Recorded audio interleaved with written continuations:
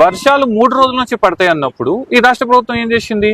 ముఖ్యమంత్రి చక్కగా వెళ్ళి బీహార్లో ఎన్నికల యాత్ర చేశాడు. నిన్నటికి అనంతలే గాని సిగ్గుండాల ముఖ్యమంత్రికి ఈ మాట ఎందుకంటున్నా అంటే, కామారెడ్డి ప్రజల బెదక్ ప్రజల కలకాల ముఖ్యమంత్రికి దలుగుతుంది.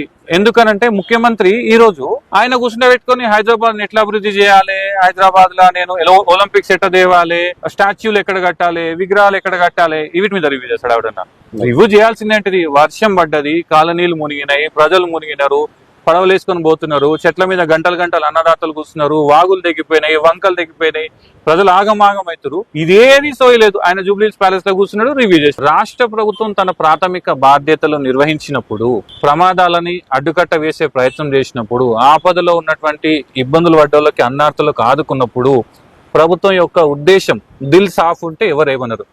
కానీ నీ దిల్ సాఫ్ లేదనే విషయం మేము చెప్తున్నాం. ఎందుకనంటే నువ్వు లిటరల్ గా మంచుల మీద పగబట్టే నేచర్ ఉన్నటువంటి వ్యక్తి ఈ రోజు రాష్ట్ర ప్రభుత్వంలో అధినేతగా ఉన్నాడు కాబట్టి కామారెడ్డి వైపు చూడలేదు నా పర్సనల్ ఆరోపణ. ఎందుకంటే నాకు ఒక ఆవేదన ఉంది.